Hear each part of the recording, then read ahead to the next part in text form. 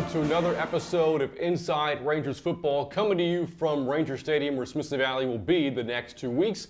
The Rangers coming off, though, a road win over South San this past Friday, 41-6. On this week's show, Brant Freeman is always joined by Rangers head coach Larry Hill. With the win, Smithson Valley now 7-0, 4-0, and 27-6A play. Kind of a strange game this past Friday in the win over the Bobcats, in the sense in the first half, you had the football for all of 3 possessions. You did turn 2 of them into touchdowns. The other one was a 3-and-out. Kind of hard to establish a rhythm. What did you take away from the game on Friday? Well, it was bizarre. You know, it was clear when we got there that South San was going to try to take the air out of the ball, to use a basketball term, and, try to slow the game. And their 40-second clock was inoperable, so they just stayed in the huddle. The officials really didn't move the game along, and that, and then some untimely penalties on our part allowed them to keep the ball. As you said, we scored the first 2 times we had it. We were backed up on our own 15 on the last one and went 3-and-out, and we went in at the half. So it was a bizarre game. We managed to do some things to try to speed the game along in the second half, got control of it, and won. But it was probably unlike any other game we've played. You look at the second half, and once you were able to establish a sizable lead, you're able to get in some of your second and third teamers who primarily played for you in the fourth quarter. This is not a luxury you get very often, especially in this district. How big was that opportunity for them? Well, it is big. We practice 6:30 in the morning. They practice 6:30 in the morning, just like our starters do and our coaches do. So we meet on Saturdays. They meet on Saturdays. We lift. They lift. We have position meetings. They have them. So we value their playing time, which is one of the reasons why when we do get up on teams, we do try to get those guys in the game. And we never agree to a running clock like some people do when games are out of hand. We'll use timeouts. We'll do, whatever we have to do to get those guys the plays that we can get them. And that part was a little frustrating Friday because it was an effort to slow the game down. And, we didn't get probably as many snaps as we could have for those guys. But we got everybody in. Special teams for you this season have been very impressive. You've scored on a kickoff return for a touchdown, 2 punt returns for a touchdown. You've had a blocked field goal and now a blocked punt for a touchdown. David Ahoyas was in on the block and the return against South San. Take us back to that play. Well, it's one of our plays of the week, as we'll see. And David's a tremendous athlete, a great player for us as a sophomore last year. Of course, people know him as an excellent baseball player as well with a big future there. And great hand-eye coordination. First of all, he takes a great angle and blocks the thing off the foot from the side so he doesn't rough the kicker, and then has the hand-eye coordination to get the ball on an awkward hop, and then, of course, he takes it in. And so we'd actually blocked one and ran it in earlier, and that got called back for an offside penalty, So we have had some big plays in special teams, and we'll need to continue that if we're going to continue a run.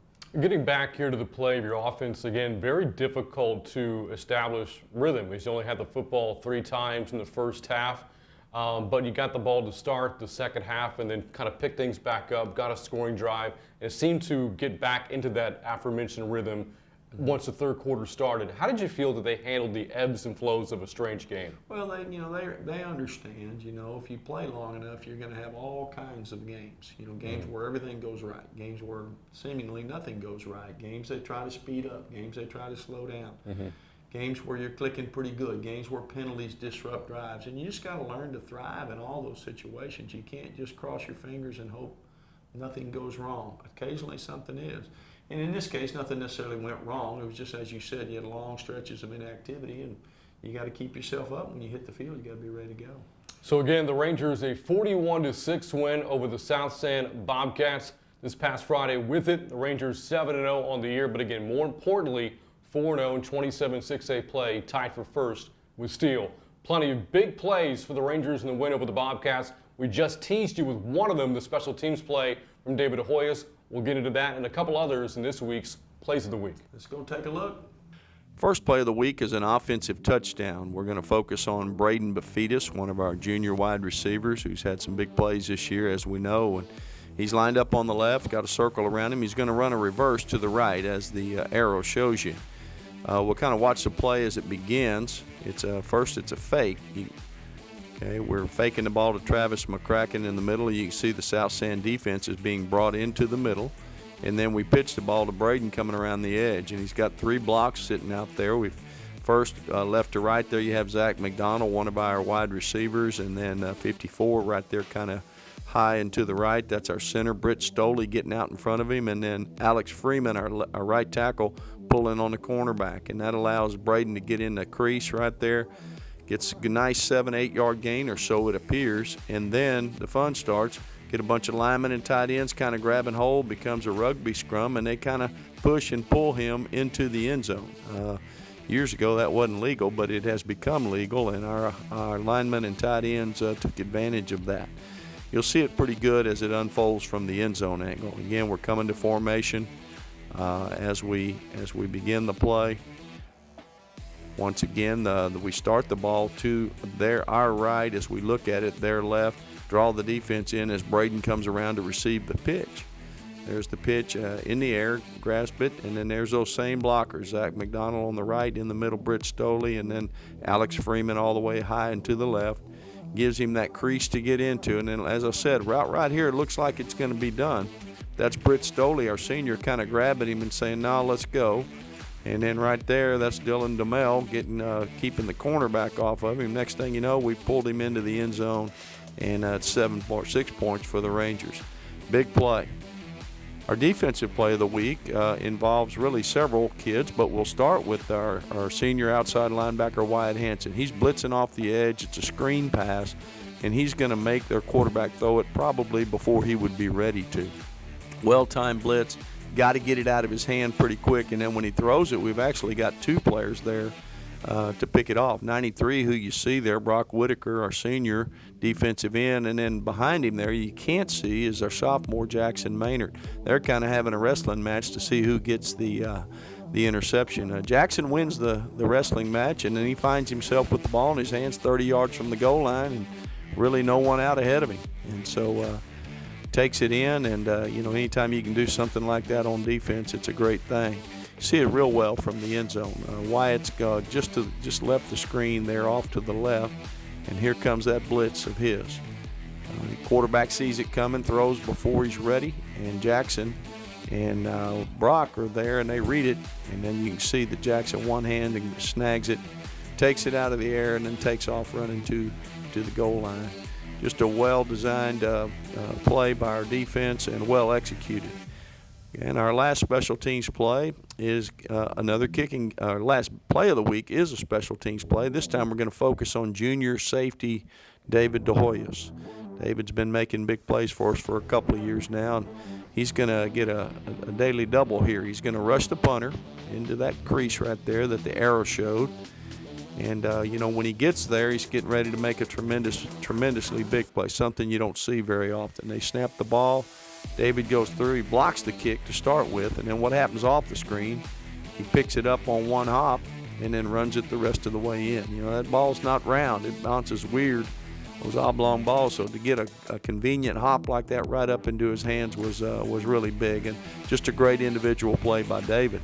Let's look at it from the end zone. You see it right as it's coming at you. There's David lined up just to the right of the center. He's going to hit that crease that's between the shields. And we had blocked one earlier in the game and given it back with a penalty. You can see here comes a snap. He hits the crease, takes it right off the foot. Doesn't rough the kicker, but takes it right off the foot. Then it's in the air, and he just turns around and let me have that thing, and takes off running all the way to the end zone. Just a rare play that you don't see just a whole lot of. Big play by David. And those are our plays of the week. So again, 41-6 over South San, and I know that, Coach, your team is not one that typically gets too down after loss, too high after win. But where would you say the confidence level is at this stage of the season, playing so well, undefeated, as you get ready for your eighth game of the year? Well, I think we are confident. We're certainly not arrogant. Have no reason to be, but our goal is not to be 7-0. We've got some bigger goals than that. But I do think, as you said, anytime you go out there and achieve some level of success, you just feel better about yourself. Your practices are a little sharper, you're a little more attentive in meetings. Your preparation is more honed in because you sense that we can do this. And our kids are pretty smart. They know what lies ahead, and they know that they have to raise their level of play to get where we want to go. The status quo won't be good enough, but they have gained some confidence, as you would suspect, and we'll see where it carries us. The opponent lying ahead, the Judson Rockets, who Smithson Valley will host this Friday. A game we'll preview coming up after this. Back with more of Inside Rangers Football in just a moment. Jeremy, Jeremy, Jeremy, Jeremy, Jeremy, guys! That's who I'm on the phone with right now. Jeremy Fuller, my family's State Farm insurance agent. Jeremy, Jeremy, Jeremy! Did you call your parents yet? Jeremy, Jeremy, Jeremy! Let's go Rangers! What does the new Experience IQ do on the GVTC Wi-Fi app? Check it out. I'll be the parent and you be the teenagers. What? Malachi, get off your phone and study your playbook. Aw, man. Nick, are you learning about breeds of kittens? Gosh, so what? I can't have any privacy? Not with Experience IQ.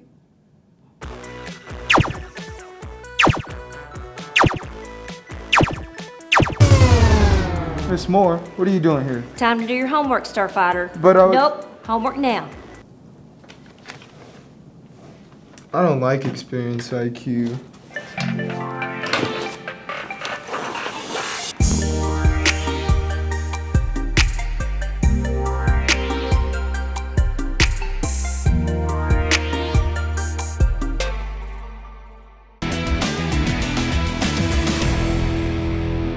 This week in Rangers trivia, Smithson Valley is out to a 4-0 start to 27-6A play and has won its sister games by an average of 32.8 points per game.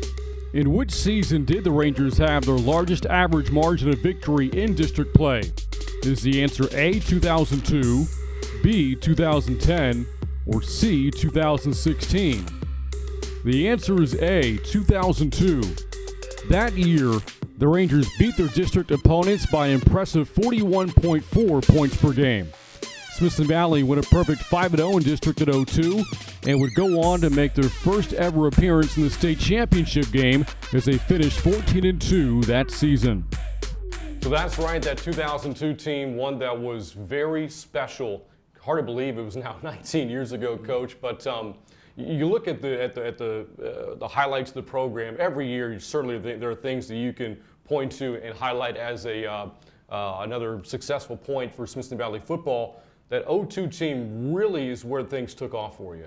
Well, that was our first year to move up to the highest classification, what we now know is 6A. We had went to the finals the year before in what was then 4A. Now we move up to the highest class, 5A.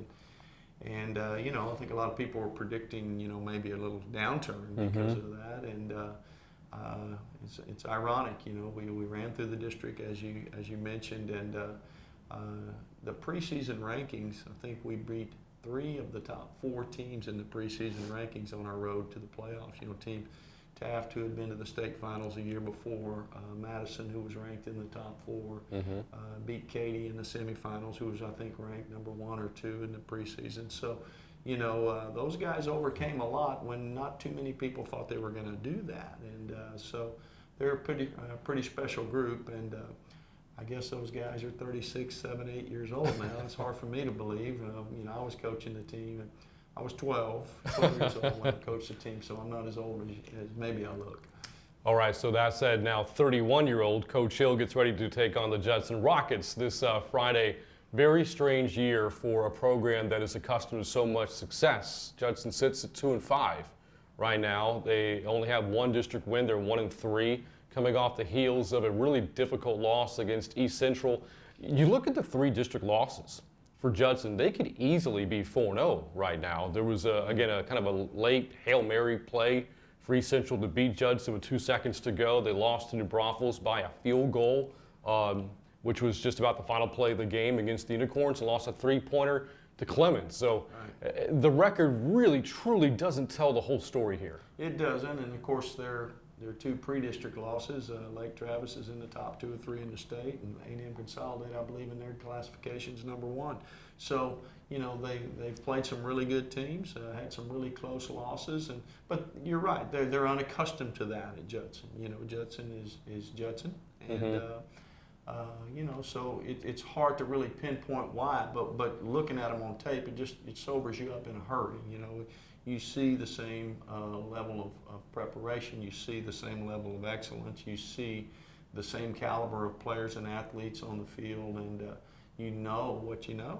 And you know, for whatever reason, a little mojo missing or whatever, for whatever reason, they weren't able to close those games out, but they very easily could have, as you said. And we know that this Friday will be like all the Smithson Valley Judson games have been through the years, and their backs to the wall. They've got to win out to get to where they want to go, and so we're next up, and you know, we know what we're fixing to get into Friday night. And of course, one of their 2 wins notably came over DeSoto in the opener. And you mentioned that for Judson, pretty much every game from here on out is a playoff game for them, to include Friday. And in addition to, I wouldn't use the term desperate, but a team that knows it has to win. In addition to that, it's going to be an emotional game for them, given what happened over the weekend. Rodney Williams, their head coach, rare to see this in high school football, and mid-season dismissal after such an un-Judson-like start. Again, the record 2-5. Very tough times for the Rockets going into this game. Well, yeah, you know, you don't really know what all went into that. You know, we're not privy to that. You know, and of course, we're obviously focused really on our own preparation. But you know, wounded animal typically fights the hardest, and you know, they do know that their back's to the wall, and okay, you know, this is what we've got, and we know we're going to get the full bore this Friday, and we would expect no less from them. And I can promise you they're going to get our best, and we'll see. It should be a great night for football. Judson has never been short on talent. We know that, and this team included. Again, we went through the way the season has played out, and they're right there. The record could easily be flipped right now. Instead of 2-5, maybe 5-2, and could easily be 4-0 right now in district, and it's because of the talent that they have. So when you look at the offense and the defense, what stands out? Well, just offensively, their ability to score from anywhere on the field with multiple playmakers. It's not, well, they've got this one back, or they've got a receiver they really feature. Quarterback's a dual threat, can score from anywhere on the field with his feet, or make throws to 2, maybe 3 receivers who've scored from a long way out. They seem to have settled on a running back that has given them big play potential there. And then defensively, their team speed, their 2 inside linebackers, and with their speed, and then of course the big defensive end that's got so many offers already as a junior, and you know, their talent in the secondary. I mean, they look like Judson looks. I mean, that's their schemes, their kids, their way of playing, and you know, unfortunately, they look like Judson looks. So we'll see how it all goes Friday night. I once had a coach tell me that the 2 things that don't matter in football are last week or last year. That said, I'm going to ask you about last year. You were coming off a tough home loss to Steele, and then you go on the road to face Judson to end the regular season and win a wild game, 35-32 in Converse. Of course, a number of the players not back because that's the nature of high school football, but some of them are. What do you remember about that game from a year ago? Well, you know, I remember our kids were focused in. We had a good week. You mentioned we came off a tough 4-point loss at home, and the game was meaningless in the sense that we were going to the playoffs, as was Judson. We couldn't improve or fall in the standings, but our kids are going to play. Judson's kids are going to play. We got off to a good start and really had them on their heels most of the night, but as you would expect, they came back and closed it to within 3. But I think more than anything, we made plays when we had to make plays. Big 3rd down conversions, big 3rd down stops. Had a few plays in the kicking game that made a difference. Just tried to play our style of ball, and it went down to the last play, and we held on and won. It was just yet another chapter in the long book of Smithson Valley versus Judson. Looking forward to the next chapter that we'll see play out this Friday. The Rangers hosting the Rockets at 7 o'clock here at Ranger Stadium. A game we'll have for you on the Rangers Network. Coach, best of luck. Thank you, Brandon. That's going to wrap up this week's show. Again, it's Smithson Valley taking on Judson, 7 o'clock right here from Ranger Stadium this coming Friday. So for head coach Larry Hill, I'm Brandon Freeman. This has been Inside Rangers Football. We'll see you next time.